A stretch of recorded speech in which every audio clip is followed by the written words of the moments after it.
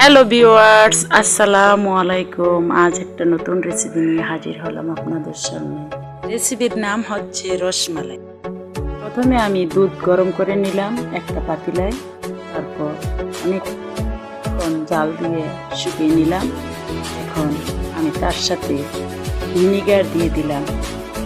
ভিনিগারটা 2 চামচ ভিনিগারের সাথে 2 চামচ পানি নিয়ে একসাথে দিয়ে দিলাম ছানা করার জন্য।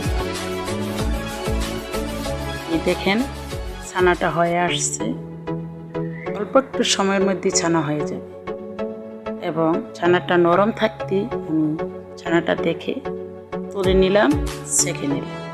ছানাটা যখন ছেঁকে নিলাম, তারপরে ছানাটার মধ্যে ঠান্ডা পানি দিয়ে আমি এটা ধুয়ে নিলাম। যেহেতু ভিনেগার দেওয়া হচ্ছে, টক জাতীয় একটা ফ্লেভার থাকবে, সেজন্য এটা ধুয়ে নিলাম ভালোভাবে, যেন টক না হয়। ভালোভাবে ধুয়ে নিলাম, তারপরে এটারে আলতো হাতে চিপে নিলাম। বেশি জোড়াজুড়ি চাপাচাপি করা যাবে না, আলতোভাবে পানিটা চিপে নিয়ে আমি সেটাকে ছাঁকে রেখে দিলাম 20 মিনিটের জন্য। অন্যদিকে রেডি করলাম ছানাটা। তারপরে 2 চামচ চিনি, 2 চামচ ময়দা আর বেকিং পাউডার আমি ছানাটার সাথে একসাথে মিশিয়ে ভালোভাবে আলতো হাতে মতে নিলাম।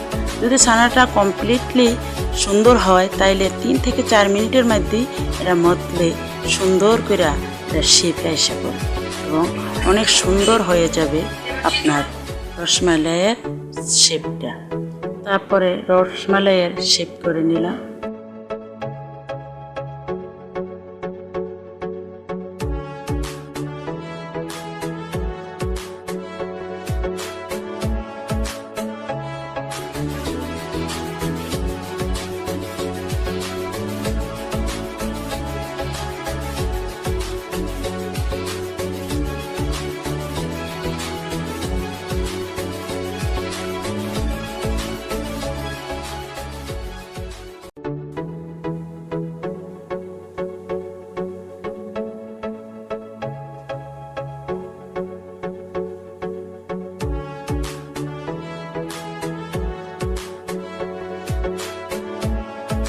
এবং পুরাটি শেপ করে নিলাম।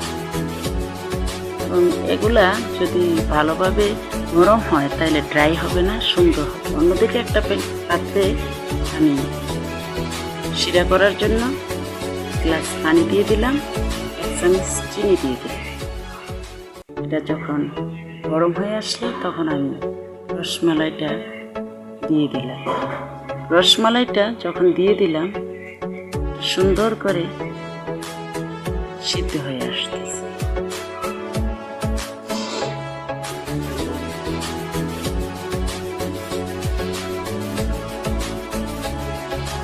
আলতোভাবে নেড়ে দিলাম।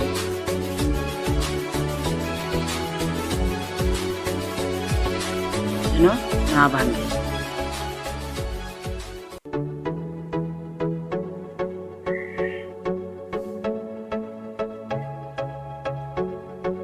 অন্যদিকে একটা পেলায় আমি একটু পানি নিলাম আমার রসমালাইটা দেখার জন্য সেটা কীভাবে হয়েছে। দেখেন তো অনেক সুন্দর করে নিচে পড়ে গেছে এবং খুব সুন্দর করে এটা নরম সফট হয়েছে।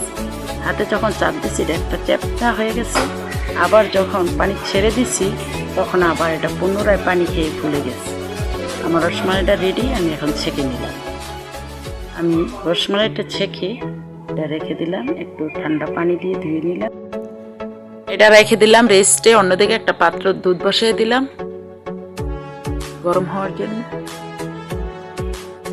আমি দুধটা অনেকক্ষণ জাল দিয়ে কমিয়ে কষায় আনছি এবং দুধটা অনেক ঘনত্ব হয়ে আসছে। একটা এলাচি দিলাম, আস্তা গুঁড়ি দুধ, কতগুলা গুঁড়ি দুধ আমি গলাইয়া নিলাম, সেটা মিশিয়ে দিলাম। 1 কাপ চিনি দিলাম,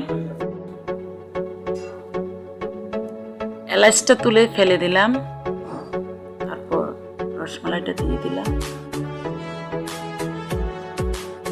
তৈরি হয়ে গেল, এখানে অনেক ঘনত্ব আসছে, তৈরি হয়ে গেল মজাদার রসমালাই এবং সম্পূর্ণ দুধটাই পরিবেশন করলাম।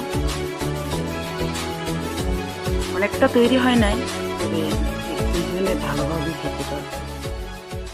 এভাবে নিজেরা ঘরে তৈরি করবেন, খাবেন ধমছে পরে।